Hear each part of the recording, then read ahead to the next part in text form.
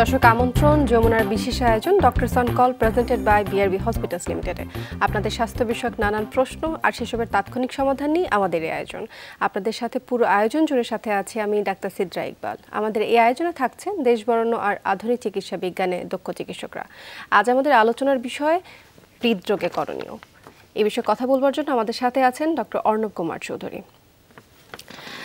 আমরা আজ কথা বলছিলাম হার্ট অ্যাটাক নিয়ে এবং আমরা জানি ইতোমধ্যেই আমাদের দেশের জনপ্রিয় একজন খেলোয়াড় এবং বাংলাদেশ জাতীয় ক্রিকেট দলের সাবেক অধিনায়ক তামিম ইকবাল হচ্ছেন গতকাল হার্ট অ্যাটাক করেছেন এবং জানি আমরা সকলেই শোক প্রকাশ করছি এবং তার সুস্থতা কামনা করছি। তবে যে বিষয়ে আমি একটু কথা বলতে চাই, ওনার হঠাৎ এই যে হার্ট অ্যাটাক হয়ে যাওয়া, তিনি একজন জাতীয় দলের ক্রিকেটার ছিলেন এবং উনি কিন্তু একটা ফিজিক্যাল ফিটনেসের মধ্যে এবং হচ্ছে প্রতিনিয়ত কিন্তু তাদের চিকিৎসকের কাছে যাওয়া আসা এই বিষয়টা কিন্তু থাকেই। তারপরেও একজন ফিট একটা মানুষ হঠাৎ হার্ট অ্যাটাক করলেন, কি কারণে আসলে এই যে হঠাৎ হার্ট অ্যাটাকের বিষয়টা হলো, এই ঘটনাটা হলো এবং এত বেশি এই পর্যায়ে চলে আসলো, কি কারণে আসলে? অত্যন্ত গুরুত্বপূর্ণ প্রশ্ন, খুবই গুরুত্বপূর্ণ প্রশ্ন। সৃষ্টিকর্তা আমাদের একটি অত্যন্ত ম্যাজিক্যাল অর্গান দিয়েছেন, যেটার নাম হলো আমাদের হার্ট। হার্টকে অনেক সময় আমাদের এক স্যার বলেছিলেন যে হার্ট কিন্তু আমাদের মায়ের মতো। আমাদের মারা যেরকম অনেক দুঃখ কষ্ট বুকে চেপে রেখেও অনেক কষ্ট সন্তান বা পরিবারের কাছে প্রকাশ করতে চায় না, আমাদের হার্ট কিন্তু সেই রকম একটা অঙ্গ। হার্ট যতক্ষণ পর্যন্ত নিজে সহ্য করতে পারে ততক্ষণ পর্যন্ত হার্ট আপনাকে কোনো লক্ষণ ছাড়াই সে সচল থাকার চেষ্টা করে।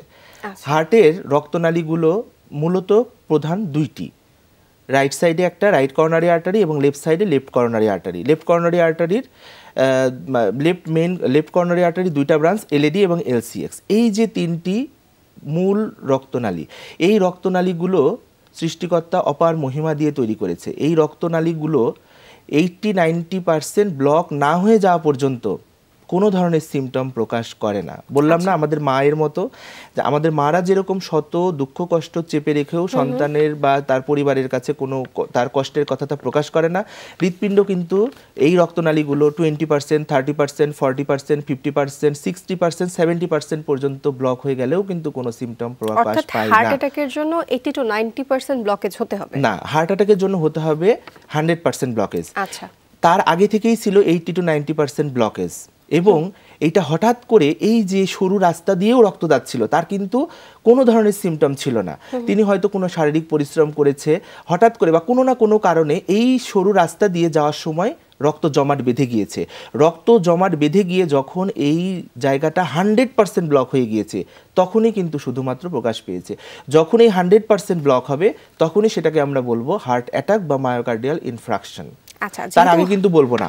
95% থাকলেও কিন্তু হার্ট অ্যাটাক হবে না। অর্থাৎ সেখান থেকে হচ্ছে রক্ত চলাচলের একটা সম্ভাবনা থাকে এবং স্বাভাবিকভাবে কিন্তু আমরা চলাফেরা করছি। 95% বা 99% থাকলে তার সিমটম প্রকাশ পেতে পারে। সে ভারী কাজ করতে গেলে তার হয়তো বুকে ব্যথা হবে, অস্বস্তি হবে, হাঁপিয়ে যাবেন, কিন্তু তার এত তীব্র ব্যথা অনুভূত হবে না হার্ট অ্যাটাকের মতো। আচ্ছা, আমাদের দেশের আমাদের তামিম ইকবালের কথা বলছিলাম, আপনি বললেন যে 100% যখন ব্লকেজ হয় তখনই কিন্তু হার্ট অ্যাটাকের মতো একটা দুর্ঘটনা ঘটে। তো তারা কিন্তু অবশ্যই হচ্ছে চিকিৎসকের শরণাপন্ন হন, একটা রুটিন চেকআপের মধ্যে দিয়ে কিন্তু তাদের যেতে হয়। তারপরেও কিভাবে সেটা ধরা পড়লো না, যেটা একটা 100% ব্লকেজ হওয়ার আগে যে একটা স্টেজ ছিল, যে এতগুলো ব্লকেজ ছিল, তারপরেও কিভাবে আসলে জানা গেল না? খুবই গুরুত্বপূর্ণ। এখন আমি জানি না যে আমি যেহেতু তার চিকিৎসক না, তার আগে থেকে কোনো কোমরবিডিটিস ছিল কিনা হার্ট অ্যাটাক হওয়ার জন্য, যেমন উচ্চ রক্তচাপ তার ছিল কিনা, ডায়াবেটিস ছিল কিনা, তার থাইরয়েডের কোনো সমস্যা ছিল কিনা, কিডনির কোনো সমস্যা ছিল কিনা। আশা করি এগুলো তার ছিল না, বা থাকলেও একেবারেই নিয়ন্ত্রণের মধ্যে ছিল। তারপরেও কেন জানা যায়নি? কারণ সম্ভবত তার কোনো ধরনের সিমটম ছিল না। কেন ছিল না? কারণ হয়তো এই ব্লকেজগুলো ছিল 70%, 80% এবং এর মধ্য দিয়েও চাহিদা মতো রক্ত পরিবাহিত হচ্ছিল, এই জন্য কোনো ধরনের লক্ষণ প্রকাশ পায় নাই। হার্টের কোনো রোগ ডায়াগনোসিস করতে গেলে প্রথম আমরা যে টেস্টটা করি সেটা হলো ইসিজি। ইসিজিতে যদি কোনো সমস্যা মনে হয় তখন আমরা করি ইকো। ইকোতে যদি কোনো সমস্যা মনে হয় তাহলে, বা তার যদি আমরা ইকোতে বা ইসিজি মিলে বা তার সিমটম মিলে যদি আমরা মনে করি যে তার হার্টের রক্তনালীতে ব্লক থাকার সম্ভাবনা আছে, তাহলে আমরা একটা টেস্ট করি যেটার নাম হলো ইটিটি, এক্সারসাইজ টলারেন্স টেস্ট। ট্রেডমিলের ওপর দিয়ে হাঁটা, এটাতেও যদি কোনো সমস্যা না থাকে তখন আমরা বলে দিই যে সাধারণত তার হার্টের রক্তনালীতে ব্লক থাকার সম্ভাবনা কম। কিন্তু তারপরেও যেটা আমি বললাম, আপনি যদি জানতে চান যে আমার 10%, 20%, 30%, 40% ব্লক আছে কি নাই, সেটা আমি বোঝার জন্য কি করব, আপনার হার্টের রক্তনালীতে যদি 10%, 20%, 30%, 40% ব্লক থাকে, তাহলে আপনার ইসিজি নর্মাল আসবে, ইকো নর্মাল আসবে, ইটিটি নর্মাল আসবে। তাহলে আপনি কিভাবে জানবেন? তখন আপনাকে করতে হবে CT coronary angiogram. CT coronary এনজিওগ্রামই একমাত্র পরীক্ষা যেটা আপনাকে অতি আর্লি আপনাকে জানিয়ে দিবে যে আপনার হার্টের কোন রক্তনালীতে কতটুকু ব্লক আছে, একদম ক্লিয়ারলি। এটা খুবই এখন অ্যাভেলেবল, আমাদের দেশের বিভিন্ন জায়গাতে আছে। সিটি করোনারি এনজিওগ্রাম অথবা কনভেনশনাল করোনারি এনজিওগ্রাম, এই দুইটাই হচ্ছে একমাত্র পদ্ধতি যেটার মাধ্যমে আপনি শতভাগভাবে আপনি জানতে পারতেন। এখন দুর্ভাগ্যবশত হয়তো আমাদের তামিম ইকবাল সাহেবের এই দুইটার কোনোটাই করানো ছিল না, কারণ কেউ তো সিমটম না থাকলে তো এই দুইটা পরীক্ষা করাবে না, বা তার ডক্টরও তো সাজেস্ট করবে না। কিন্তু তার যদি একটা সিটি করোনারি এনজিওগ্রাম করা থাকতো তাহলে কিন্তু উনি অনেক আর্লিতেই জানতে পারতেন। তো আমি এই অনুষ্ঠানের মাধ্যমে অনুরোধ করব, যাদের হার্ট ডিজিজ হওয়ার সম্ভাবনা রয়েছে, তার কিন্তু পারিবারিক হিস্ট্রি ছিল। আমরা জেনেছি যে তার বাবা কিন্তু খুব অল্প বয়সে 50 বছর বয়সের আগেই কিন্তু হার্ট অ্যাটাকে মারা গিয়েছেন। আমি পারিবারিক হিস্ট্রিতে আসবো এবং এই বিষয়ে আরও আলোচনা করব। তো আমরা কথা বলছিলাম তামিম ইকবালের হার্ট অ্যাটাকের যে বিষয়টা, এবং আমি যে বিষয়টা একটু জানতে চাই তা হচ্ছে উনি একজন খেলোয়াড় এবং অবশ্যই ফিজিক্যালি ফিট একজন খেলোয়াড়, অনেকটা কায়িক পরিশ্রম উনি করে থাকেন, তারপর ওনার হার্ট অ্যাটাক হওয়ার ঝুঁকিটা আসলে কেন হলো? খুব গুরুত্বপূর্ণ। হার্ট অ্যাটাকের যে বিভিন্ন ধরনের ঝুঁকিগুলো রয়েছে সেগুলোকে আমরা দুই ভাগে ভাগ করি, মডিফায়েবল এবং নন মডিফায়েবল।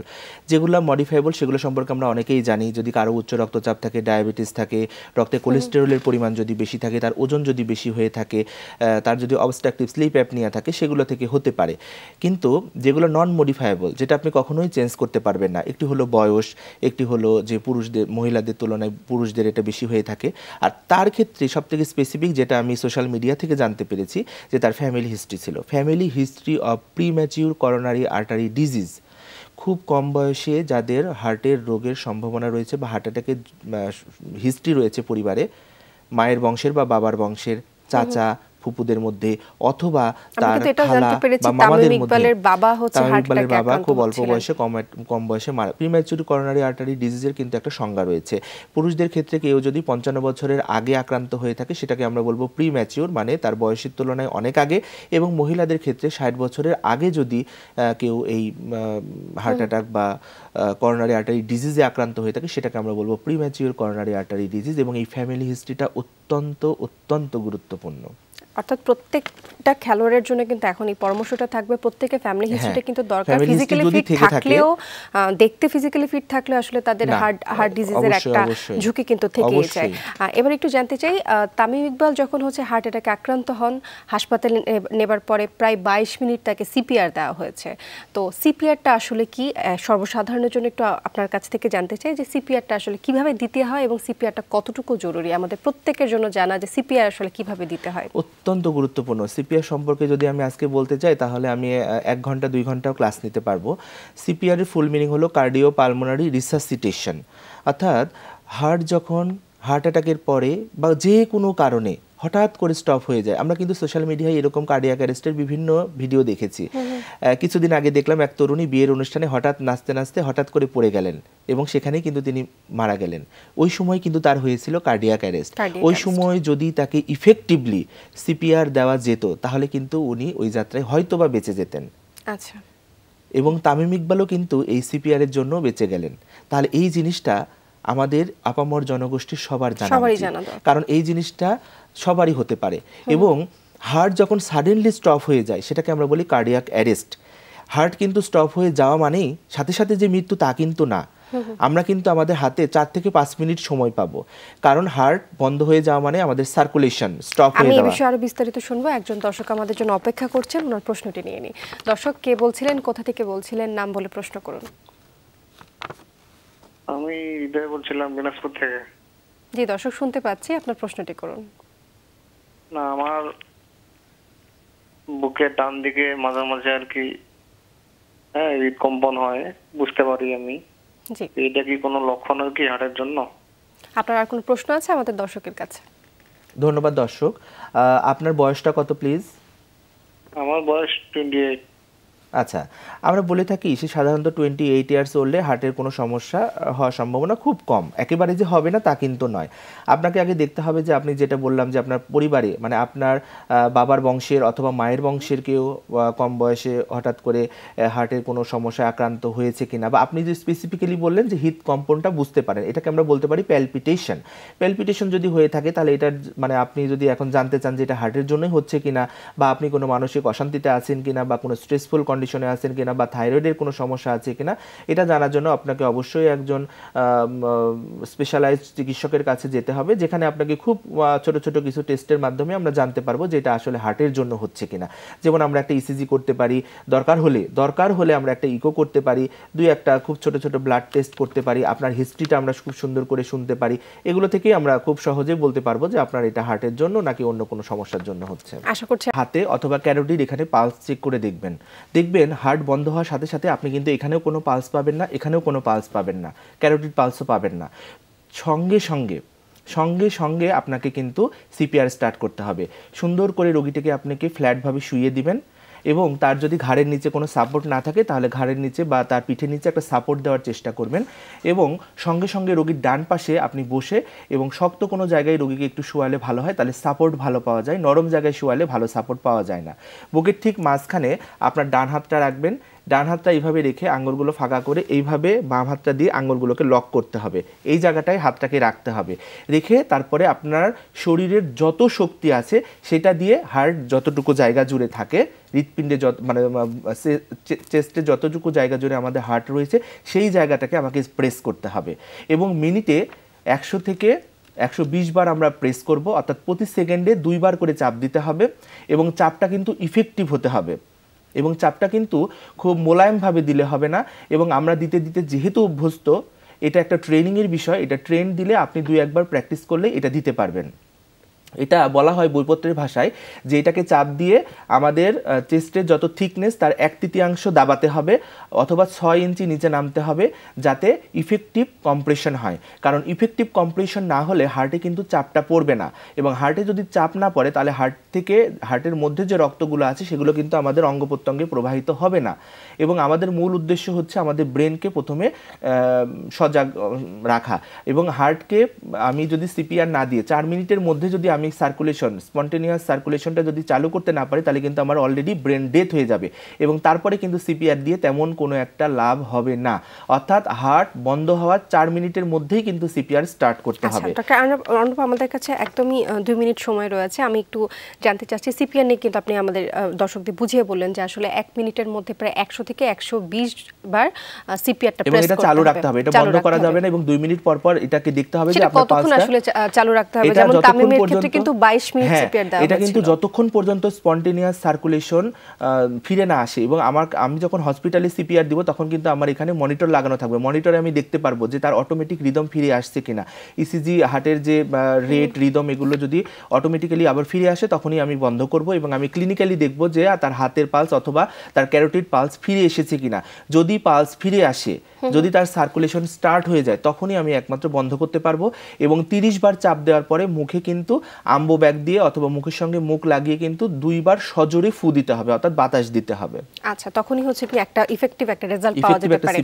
একদমই শেষ পর্যায়ে চলে আসছি, খুব ছোট করে জানতে চাচ্ছি যে তাৎক্ষণিকভাবে রিং পরানোর যে ডিসিশনটা, এটা নেওয়া আসলে কতটুকু জরুরি? আমাদের হাতে খুব অল্প সময় রয়েছে। হার্ট অ্যাটাকের সর্বশ্রেষ্ঠ চিকিৎসা হলো আপনি যদি আপনার হাতের কাছে যদি টার্সিয়ার লেভেলের কোনো হসপিটাল থেকে সেখানে গিয়ে সঙ্গে সঙ্গে রিং পরানো, যেটাকে আমরা বলে থাকি প্রাইমারি পিসিআর। এটা হার্ট অ্যাটাকের 12 ঘন্টার মধ্যে যদি আসেন তাহলে আমরা কিন্তু এই ডিসিশনটা নিতে পারি। যদি সেটা নাও হয়ে থাকে, পেশেন্ট যদি কোনো রিমোট এরিয়াতে থাকে, সেখানে কিন্তু তাকে অবশ্যই আমরা 50,000 টাকা দামের এখন একটা ইনজেকশন বের হয়েছে যেটার নাম টেনিকটিপ্লেস, সেটা যদি সেখানে অ্যাভেলেবেল থাকে সেখানে আমরা দিতে পারি। এই ইনজেকশনটা এখনও সব জায়গাতে অ্যাভেলেবেল না, রাজধানী হয়তো বা বিভাগীয় শহরে পাওয়া যায়। তো এই দুইটা জিনিসই কিন্তু তাৎক্ষণিকভাবে, অর্থাৎ এই ডিসিশনটা কিন্তু খুব তাৎক্ষণিকভাবে নিতে হবে, একমাত্র তখনই কিন্তু হচ্ছে রোগীর একটা জীবন বেঁচে যেতে পারে। অসংখ্য ধন্যবাদ জানাচ্ছি ডক্টর অর্ণব, যমুনা টেলিভিশনের সাথে যুক্ত হওয়ার জন্য। ধন্যবাদ আপনাকে। দর্শক, এই ছিল doctor on call presented by BRB hospitals লিমিটেডের আজকের আয়োজন। যমুনা টেলিভিশনের সাথে থাকার জন্য ধন্যবাদ আপনাদের।